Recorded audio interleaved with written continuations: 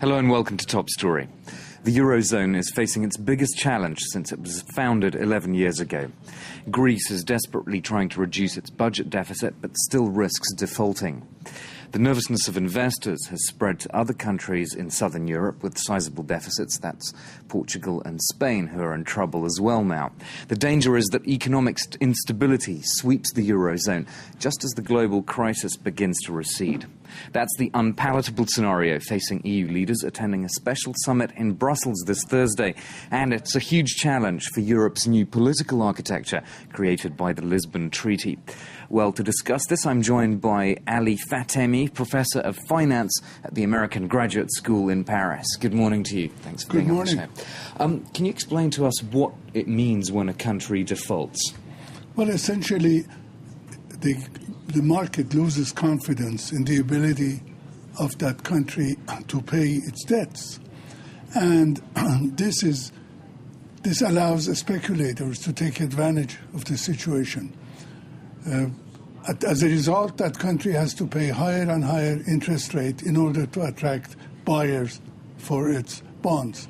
But the question of default essentially becomes serious when there is a spread in the interest between the short-term and long-term bonds between that country and other countries. And Europe is a very interesting case because even though all the bonds are denominated in euros, each country's credit is different, and therefore these bonds have different ratings. So it's not really a single currency area?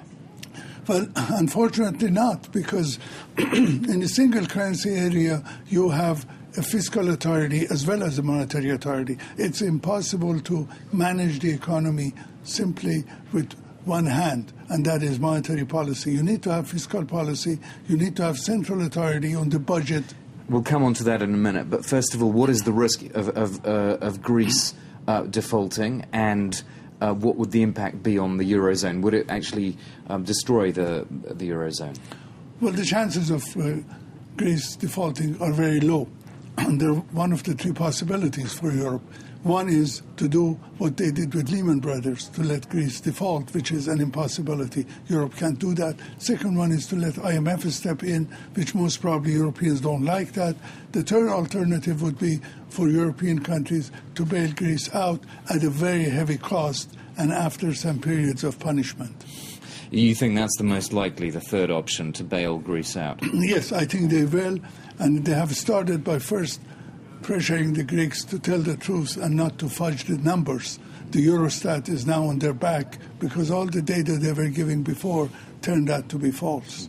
But, of course, that would mean France and Germany bearing the brunt of a bailout, wouldn't it? And for Germany, that would be politically very difficult because there are plenty of Germans who don't even like paying for the former East Germany, now to start paying for the Greeks. Exactly. These are unpaved roads. Europe has never been here. We don't know what will happen. We don't know what the emotions and reactions are going to be. But this is basically calls for strong statesmanship on part of the European leaders because Europe is really at a crossroad with this situation. Just on the point of the bailout, if I can finish that, you think the IMF is out of the question because it would reduce the Eurozone to, say, Argentina in 2001? I mean, it's not. It would be a huge loss of prestige. Well, actually, some people think that the crisis started with Mr. Strauss-Kahn suggesting that IMF will come to bail out. They did that for Hungary, but Hungary is not a member of the Eurozone. When he suggested that for Greece, I think that was the trigger that started the whole process. No, I doubt it very much that the Europeans would allow IMF. Maybe they go ahead and start some sort of IMF of their own. But again, that means the richer countries in Europe, it's bailing out the poorer countries still, if they have their own IMF. Well, you see, the problem is the deficit should not be more than 3%. Greece's budget deficit right now is 12.7%. As long as you don't have this discipline to bring down the deficit, the problem is going to be very difficult. Therefore, they have to first solve the problem of deficit. And then Greece is not the only country. It's Greece, Spain, Portugal, How did Italy. that contagion, how does that actually work? How does it spread, this nervousness from, how does the knock-on effect actually happen on other countries? Well, essentially what they do, the speculators and the markets sense weakness in one currency or another, and they move from one country to another, just testing. If they find that there's grounds, they put their money in. Billions of dollars are being wagered every day against these currencies. But if there is a political will, then they will all go back. George Soros made a fortune testing the will of the British.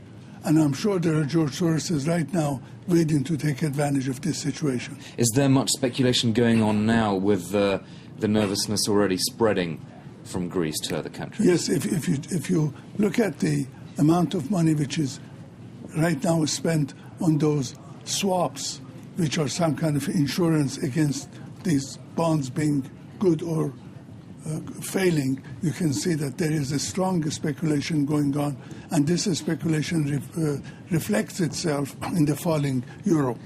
We need to talk about the political dimension, of course, Ali. You've already alluded to this. This is really a problem of the new political architecture of the Lisbon Treaty. It's not clear who's in charge, who's going to impose the political will which you say is needed to stop the speculators.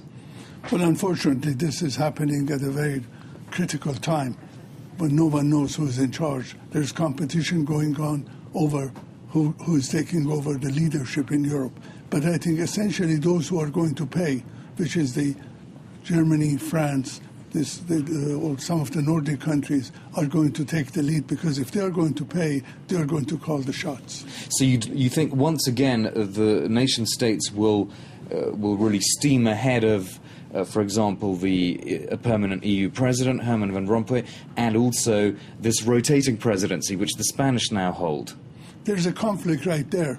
Instead of abolishing the former structure, now there is a total anarchy as far as who is in charge, and I think that's where nation states will take over. Because also the Spanish have their own ideas about how to get out of the crisis, and the EU permanent president seems to be working on a different project, and no one really knows what's happening. But I think everyone is realizing how critical the situation is, and that may help in resolving this problem, because if Euro fails, every one of the 16 member countries are going to lose. Do you think that anyone could come up with a fiscal authority that would govern the 16 members of the Eurozone, so that you don't just deal with monetary policy, you actually have a fiscal arm as well? Well, that takes a political decision. As long as European countries, especially the big countries, are not willing to give up a part of their sovereignty to accept a European overall structure, we are going to have that problem, not only in finance, but also in defense and in other areas. You can't compete with the Americans, stand up against the Chinese, as long as you're divided. We'll have to end on that note. Thank you very much for your analysis, Professor Ali Fatemi from the American Graduate School in Paris. And that's all for this edition of Top Story. Thanks for watching.